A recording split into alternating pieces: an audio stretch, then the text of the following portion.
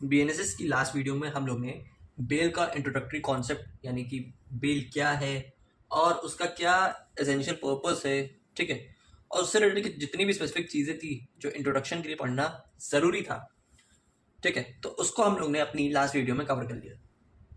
अब जैसे कि मैंने बताया था कि हम लोग धीरे धीरे आगे बढ़ेंगे, अपने प्रोविजन में बढ़ेंगे और जानेंगे कि बेल से रिलेटेड क्या क्या चीज़ें हमारे बीएनएसएस में दी गई है, ठीक है। तो आज की वीडियो में हम लोग सेक्शन 478 को पढ़ेंगे जो डील करता है in what cases bail to be taken, कौन से मामलों में बेल को दिया जाता है, या फिर कह लीजिए 478 डायरेक्टली डील करता है रेगुलर बेल के बारे में। अब रेगुलर बेल क्या होती है पहले इसको देख ले रहे। देखिए, हमारे यहाँ ऑफेंसेस दो तरीकों से बढ़ते हैं, ठीक है। एक होता है बीओ बेलेबल ऑफेंसेस और एक होता है एनबीओ नॉन बेलेबल ऑफेंसेस, जिसको मैंने ऑलरेडी कवर किया है अपनी लास्ट वीडियो में। बेलेबल ऑफेंसेस जो होते हैं इनका मेनली पर्पस रहता है कि वो ऑफेंसेस जिसमें बेल मिलना मैंडेटरी है। ये मैंने आपको लास्ट में समझाया था कि जिसमें बेल मिलना ही मिलना, एक्यूज का राइट बनता है। यहां पे bail is a matter of right, ठीक है। Bail is a matter of right grant by police officer और कोर्ट, ठीक है। वही जो दूसरी तरफ अगर हम नॉन बेलेबल ऑफेंसेस को देखें तो उसमें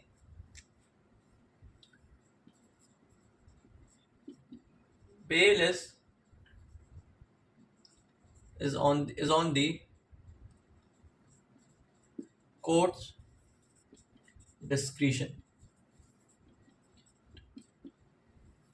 bell is on the court discretion, कि यहाँ पे ये उनके ऊपर मैटर करता है कि बेल देनी चाहिए या नहीं देनी चाहिए, क्योंकि जो ऑफेंसेस होता है वो इतना सीरियस हुआ होता है कि बेल यहाँ पे देना नेचर ऑफ क्राइम के अकॉर्डिंग मैटर करता है कि कैसा क्राइम है और कैसा नहीं है, ठीक है।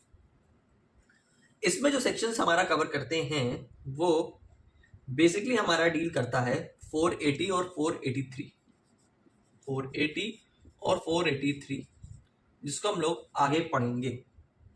जिसमें से 480 हमारा जुडिशियल मजिस्ट्रेट के लिए बनाया गया है और ये हमारा कोर्ट ऑफ सेशन और हाई कोर्ट को बेल देने का पावर ग्रांट करता है, ठीक है, जिसको भी हम लोग को पढ़ना नहीं। अभी हम लोग देखेंगे सेक्शन 478, जिसमें हमारा बेलेबल ऑफेंस हमारा बात करता है कि बेलेबल ऑफेंस में कैसे हमें बेल ग्रांट की जाती है, जिसको करवाया जाता है जुडिशियल मजिस्ट्रेट द्वारा, ठीक है।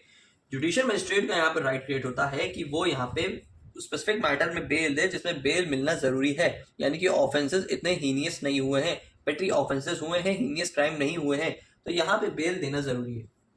तो इसका आंसर हम लोग इसमें देखेंगे सेक्शन 478 में कि बेल कब देना जरूरी है, in what cases bail to be taken. तो सेक्शन 478 हमारा बात कर रहा है in what cases bail to be taken, ऐसे कौन से मामले हैं जिसमें बेल दिया जाता है, ठीक है। तो स्पेसिफिक कॉन्सेप्ट को स्पेसिफिक सब क्लॉजेस से पढ़ेंगे और अपना 478 को हम लोग खत्म कर देंगे। तो चलिए देखते हैं क्या बोल रहा है। In what cases bail to be taken, ठीक है, क्वेश्चन यहाँ पे राइज हो रहा है। सेक्शन 478 का सब क्लॉज 1 हमें बता रहा है अगर कोई पर्सन है, ठीक है, जो अरेस्ट हो रहा है बेलेबल ऑफेंस के अंदर, ठीक है, क्योंकि अभी हम लोग बेलेबल ऑफेंस की बात कर रहे हैं। अभी मैंने आपको पीछे चार्ट समझाया जिसमें यही बताया जा रहा है कि अगर कोई पर्सन बेलेबल ऑफेंस के अंदर अरेस्ट किया जा रहा है या डिटेन किया जा रहा है विदाउट वारंट, ठीक है, तो यहां पे उसको बेल दी जाएगी। पुलिस ऑफिसर और कोर्ट अगर किसी पर्सन को, एक्यूज पर्सन को कस्टडी में रखते हैं, ठीक है, या कोर्ट अपने कस्टडी में रख रही है, कुछ भी हो रहा है, थाना या चौकी में रखा जा रहा है, तो वो पर्सन को बेल मिलना रिक्वायर्ड है। The court having custody of such person is required to release him on bail, कि कि अगर कोई पर्सन एक्यूज पर्सन अरेस्ट हो रहा है बेलेबल ऑफेंस के अंदर जिसमें उसको बेल मिलनी चाहिए थी और बिना वारंट के उसको पुलिस अरेस्ट कर रही है, पुलिस कस्टडी में ला रही है या फिर जेसी जुडिशियल कस्टडी में ला रही है, तो यहाँ पर उस एक्यूज पर्सन का राइट बनता है टू रिलीज ऑन बेल। इतनी सी बात इसमें बताई जा रही है।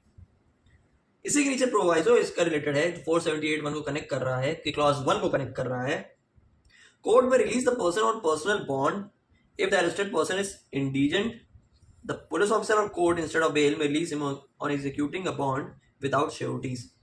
इसका प्रोवाइजो में बता रहा है, क्या बता रहा है कि अगर कोई केस में जिसमें श्योरिटी कोई गारंटर अवेलेबल नहीं मौजूद है, वो पर्सन जो एक्यूज पर्सन है वो इंडिजेंट पर्सन है, यानी कि गरीब है, पुअर पर्सन है, तो ऐसे केस में इसको हम लोग कोर्ट, यानी कि हम नहीं, कोर्ट पर्सनल बॉन्ड बना के रिलीज कर सकती है। एक होता है बॉन्ड और एक होता है पर्सनल बॉन्ड। पर्सनल बॉन्ड में क्या होता है कि यहाँ पे गारंटर श्योरिटी नहीं अवेलेबल होता। यहाँ पे क्या हो रहा है, एक तरीके से कोर्ट एक पर्सनल कंडीशन कुछ एग्जीक्यूट कर रही है कि आपको ऐसा ऐसा करना पड़ेगा बेल मिलने के बाद, अगर आप ऐसा नहीं करेंगे तो आपकी बेल को टर्मिनेट यानी कि कैंसिल कर दिया जाएगा।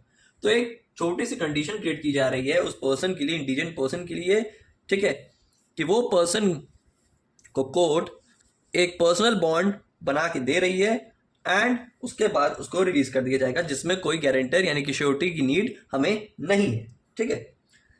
इसी के नीचे एक्सप्लेनेशन हमें क्या बताना चाह रहा है कि when a person is unable to give bail within a week of the date of the arrest, it shall be sufficient ground for the officer or the court to presume that he is an indigent person for the purpose of this proviso।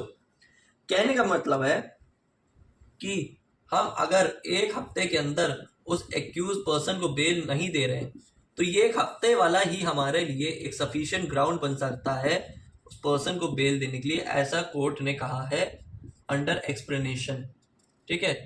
478 का clause 1, 478 का clause 1 का explanation हमें ये बताना चाह रहा है कि एक हफ्ते के अंदर अगर उस पर्सन को बेल नहीं दे रहे हैं, ठीक है, अरेस्ट से ठीक है हफ्ते बाद, तो एक तरीके से सफिशिएंट ग्राउंड बन रहा है उस ऑफिसर के लिए या फिर कोर्ट के लिए कि उसको प्रिज्यूम कर लिया जाए कि वो पर्सन इंडिजेंट पर्सन है, पुअर पर्सन है, ठीक है, तो और उसको यहाँ पे उसको बेल दिया जाएगा।